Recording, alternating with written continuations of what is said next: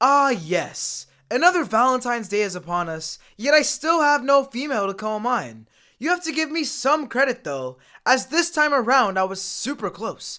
I even had a girlfriend for quite a while. But one day she walked in on me cranking one out to Bowsette, and she dumped me immediately. So this Valentine's Day, while these couples hold hands, exchange gifts, and do other romantic shiz, I'll be sitting here in the basement where I record my videos, crying and watching the original Spider-Man trilogy. Why would I be crying and watching the original Spider-Man trilogy, you ask? It's because I love that trilogy way too much. Mainly because of the Chad Tobey Maguire. Just look at him. He is best boy. You know, in that trilogy, Peter Parker and Mary Jane are such a great couple.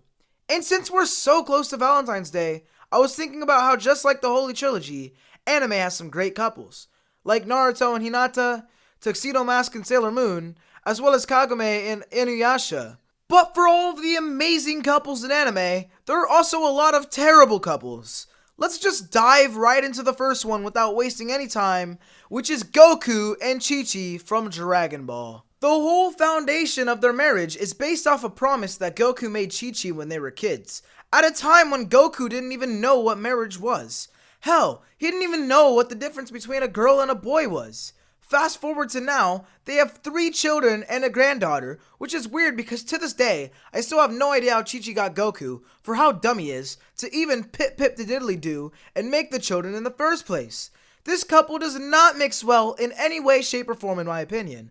To put things into perspective, we have a dude who loves fighting and training, and a woman who hates it when her husband fights and trains, because apparently it turns him into an absent father. Not that Goku is a bad father or something. That is not the case here. Goku is such a great father that when his son Gohan was alone in the forest, Goku made him strong enough to stand on his own and not be a little bitch all the time. Oh shiz, that was actually Piccolo. Or how about the time when Gohan and others were attacked by Frieza and Goku showed up right away to protect his son? Oh shoot, that was also Piccolo. But don't forget when in Dragon Ball Super, Gohan wanted to get back into fighting shape for the Tournament of Power, and Goku dropped all he was doing to turn Gohan from the nerd he was back to the man he used to be. Damn it, that was Piccolo too. Okay, so maybe she's right about the whole parenting thing. I give up on justifying Goku being a great father. That doesn't even contribute to the point of this video, so maybe we should just move on. Another terrible couple in anime is Light Yagami, aka Kira, and Misa from Death Note. Light is a psychotic killer with a god complex, while Misa is a needy girl who sees Kira as a god. When you mix those two personalities together, you get a hella controlling relationship, which consists of Light using Misa in any way that could benefit him, and Misa complying because she loves him, or at least loves the idea of her god seeing her as helpful. Needless to say, this type of relationship is unhealthy for anyone, and I feel bad for Misa even though she becomes progressively less useful to the story as time goes on. Since Death Note is this psychological thriller, and not a romance, I can forgive them for not having a super amazing and well thought out romance since that's not the focus. That being said, Death Note, while having one of the most toxic relationships in anime, also has one of the best. The flame I am talking about here is Ryuk and apples. The way Ryuk looks at an apple before devouring it, and how he freaks out when he is deprived of them, that's real love. Give me a girl who looks at me the way that Ryuk looks at apples. Now another romance that I would very much want to talk about here is Lucy and Kota from Elfen Lied. Definitely not because I love Elfen Lied and it's one of my top 10 animes and I need an excuse to talk about it or anything. That's not it at all. In all seriousness though, who knew that in the middle of this bloody, gory mess of a show, that there would be a heartwarming, gentle, love unfolded right before our eyes? Elfen Lied is about a girl named Lucy who at the start of the series is in confinement due to the fact that she is some alien with powers and shiz. She somehow escapes confinement and is shot in the head by a guard, and she ends up developing a second personality called New. New is pretty much Lucy, but she acts like a goddamn child. Kota, our other main character, and his cousin, they find New at this beach. They see a little helpless girl, and they take her in. Throughout the anime, New goes back and forth between personalities while developing a relationship with Kota, mostly as New. In the very end of the anime, Lucy confesses her love for Kota, and Kota, in a real plot twist, remembers that Lucy was actually the girl that he loved from back in his childhood, and it's the reason why he enjoyed being around New, since she reminded him of a young Lucy. Then they shared a kiss, and the story ends. Ah, I love it. It's so heartwarming, right? Especially considering the fact that as a kid, Lucy brutally murdered Koda's dad as well as his younger sister right in front of him just because she saw him at this festival thingy with some other girl. And even better, even though Koda remembers that Lucy was the one who killed his loved ones, he still continues to be in love with her. Like, yeah, some queen of an alien race who has killed countless of innocents, including my father and sister. Just because she loves me, maybe it would be a great idea to love her as well, since we had a couple of good times as kids. Speaking of kids, the last relationship and arguably the best on this list is Pico and Tamatsu from none other than Boku no Pico. Hell yeah! Boku no Pico is a hentai that, long story short, is immensely popular for all the wrong reasons, or depending on who you are, all the perfect reasons. Long story short, 22-year-old Tamatsu meets 15-year-old Pico, who he thinks is a cute young girl. They go out, they kind of fall in love and pip the diddly do. And it turns out that Pico is not a girl.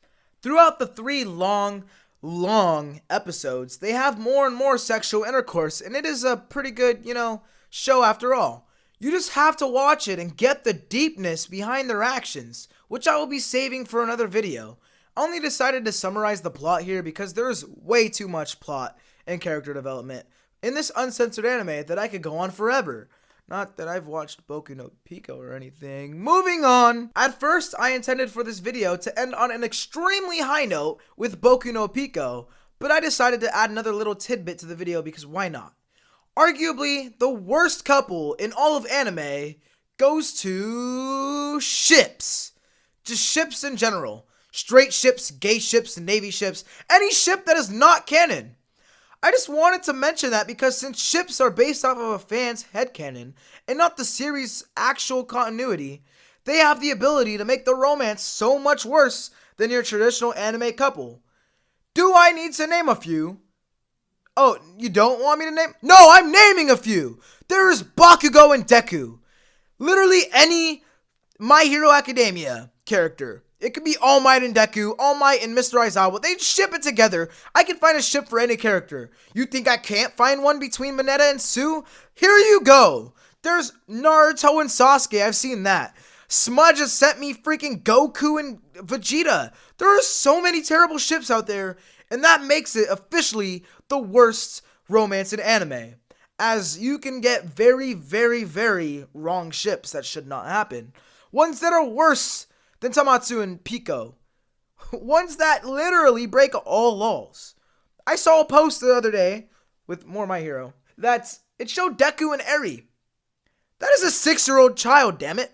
Where in your fucking mind do you think that that is a good idea? This is why I hate My Hero fans, and this is why I am probably gonna eventually make that video on My Hero fans that I have been procrastinating for the longest time. That is all that I have for today's video, friends. Please be sure to like and subscribe. And please, when you get a chance, subscribe to the Weeb Wardo podcast, link in description, because it is a podcast that me and the boys are on, and it would be amazing if you could help, subscribe and like the videos and listen to the podcast and get it started. Because, once that gets started, everything's gonna keep going and going and going. But if you would like to listen to some more serious anime talk than my channel, because my channel is very, how do you put it, comedic, then go there, because we have some very in-depth conversations about anime there.